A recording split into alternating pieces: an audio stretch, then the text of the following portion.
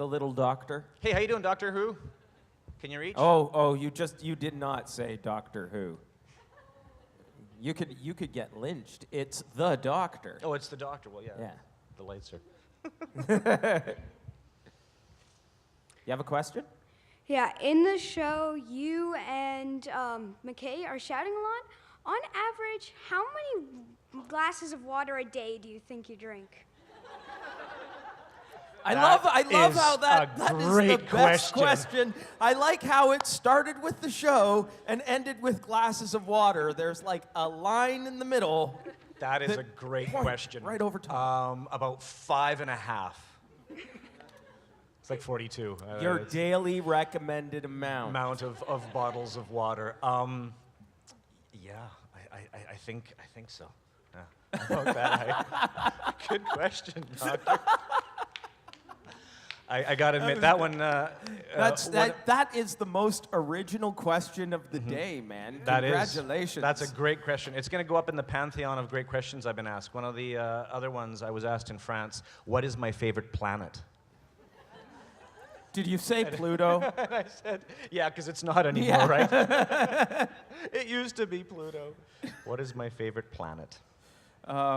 So you never answered. What is your favorite planet? I said Earth to her. I thought it's the most It's the most important planet. Yeah. I think she was expecting. What was the name that the planet that Atlantis was Lantia. on? Lantia. Yeah. Okay. Lantia, the water planet. So not your favorite planet. Pegasus Galaxy. Yeah, I guess maybe that's what she was after. That I liked. I think Lantia. so. Yeah. That it was. Yeah. That it was fun to be there. Yeah. 64 million light years away, and I went to the studio on my bike. You think you have a long commute? So what other parts? You said you did a lot of acting because you have the It's just pecking, right there. Apparently, yeah. So you play chickens in shows. What other roles have you had that? There's currently a role on a show called Arrow, which I'm recurring on, and I play a Russian character. No. And, yes. And I wish I could tell you more, but I'd have to kill you, sort of a thing. I'm already dead. Go right ahead. Well, here's an opportunity to get on a little bit of a soapbox. Since there was Atlantis, and I've done bits and pieces ever since then, Fringe and other shows, and every single show since Atlantis has gotten harder and harder and harder to figure out, as an actor, what it is that I'm doing on that show, because the security and the lack of information from producers to actors has reached epic proportions.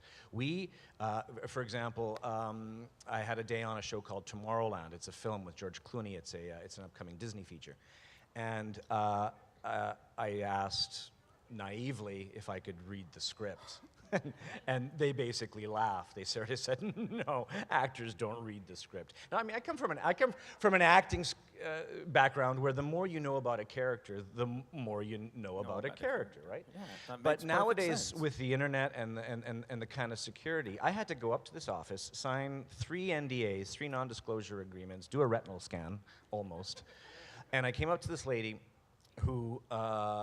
After I signed it, said, "Okay, Mr. Nykl," turned around to a vault, opened it, and pulled out one piece of paper, red, right, so it can't be photocopied, with my 5-6 lines on it. My name watermarked across it, so I don't put that on the internet and stuff like that. And it was the same lines I did in the audition. I went, "Oh, okay, yeah. What else do I do in this movie?" He says, "That's it. That's all you're going to do." And so they don't tell you anything. So, and then I go to the costume fitting, and they dress me up as a cowboy type of. It was a science teacher, and I go, "Oh, okay, so this is where you're going with it. So you're picking up clues, right?" And so with Arrow, it's basically the same. Someone updated my IMDb profile with the name of the character, and I had no idea that that's what the character's name was going to be.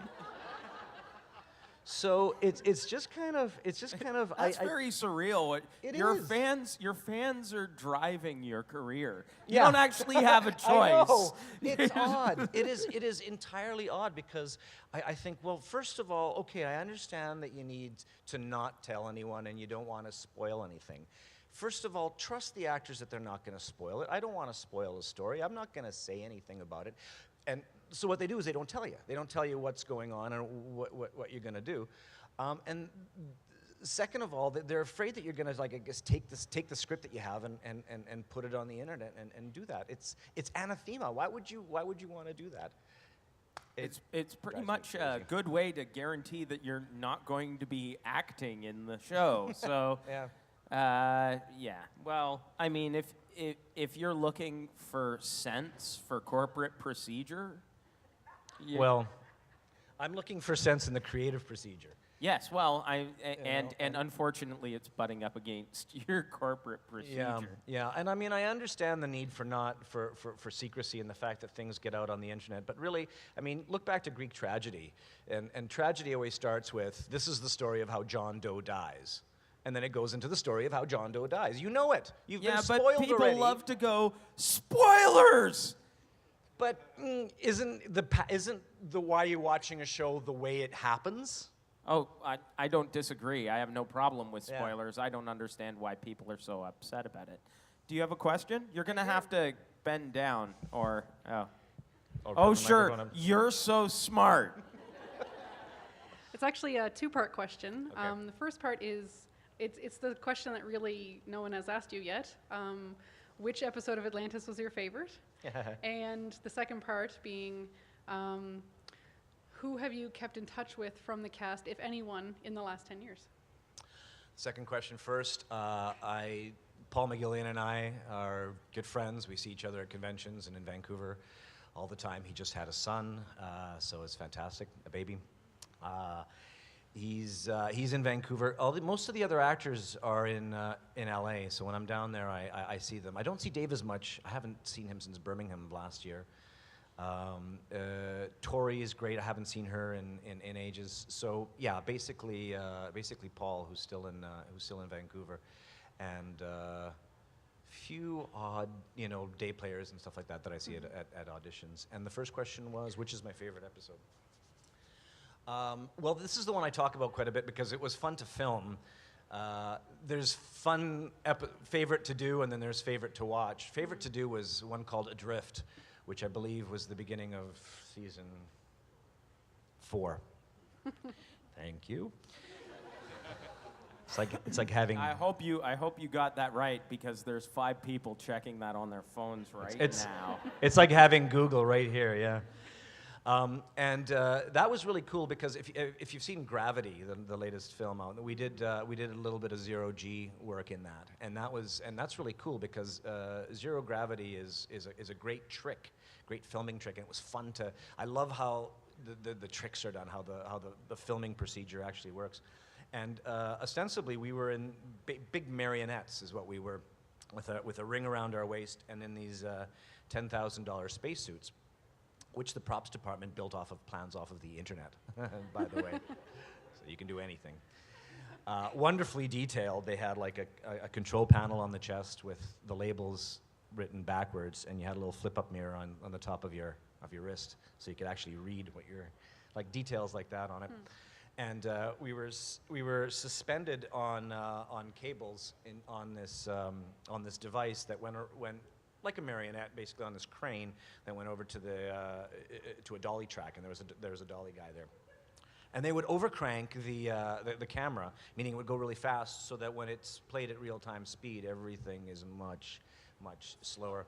And we did the gag where Joe flings me across the void. There's a big void, which was green paint on the floor of the studio. And the director, Martin Wood, at the time, I heard him. He was sitting right down below, and you're completely immobile because you're literally dangling in midair.